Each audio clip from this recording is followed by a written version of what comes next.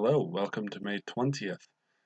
If you have not had significant trouble with Soundtrap prior to today, this is not the video for you.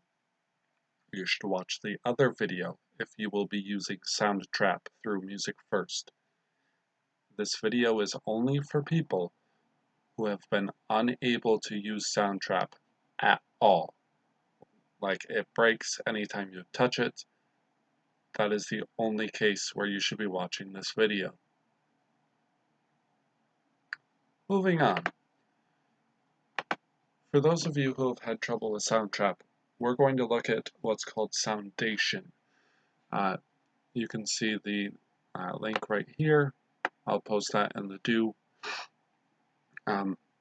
You can join for free, use your email from school as the login.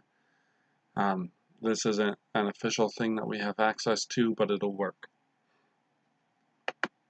Okay, once you do that, join, whatever, for free, log in, you're going to see that it says Studio in the upper right hand corner, left hand corner. You'll click Studio, and that should take you to this. We'll let it load a new one just to let you see. Okay, we're going to start a blank project. Now, what you could do, you could browse all sounds and then filter out, so you want like acoustic drums and electronic drums, right? Hide that. Now you'll see over here that there's a lot of numbers here. I found a video on how to do this. I'm just going to let the video explain. Basically, at the end of this, you're going to have a set of drum loops layered on top of each other. Then you're going to click File, Export Audio, export it, and attach it to the assignment. Okay, I'm just going to let this lovely video explain everything.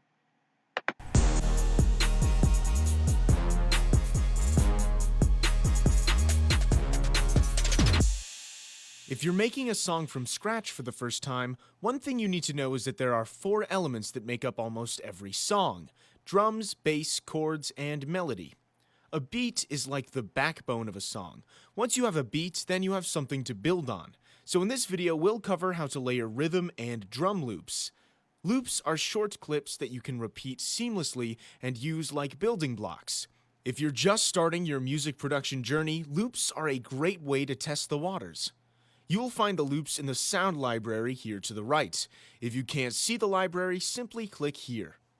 Before we start, we need to talk about tempo, how fast or slow a song is. Tempo is measured in BPM, which stands for beats per minute. You can see the BPM of the project down here. If you drag it up, it'll make the tempo faster. If you drag it down, it'll make it slower. You can also type in the exact tempo. I'm gonna go for 70 BPM.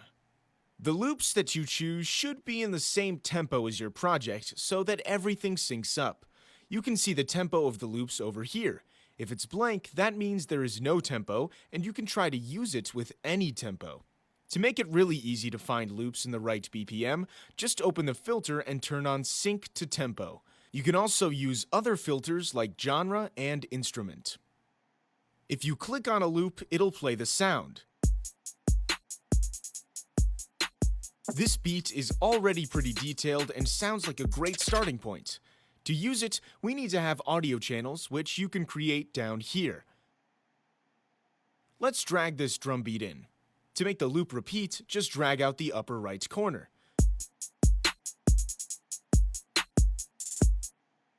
We can layer this with another rhythm loop, maybe some percussion. How about this shaker? It's adding some more energy and character to the track. Now let's add something to the beginning so it gives more impact and really catches the listener's attention. Something like a crash cymbal would work great. As a final touch, I'll add a little fill here to signal the end of the phrase. Let's go for a snare roll.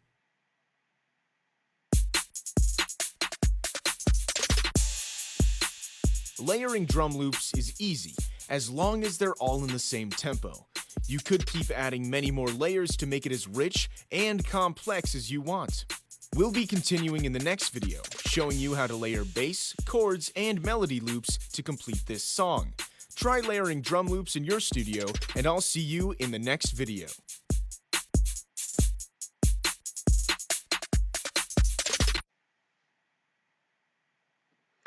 Okay, so hopefully that should get you a good start. You can use the library, you can go back, you can use these recommended sounds. Some of these are directly from that tool that we used yesterday, the Splice.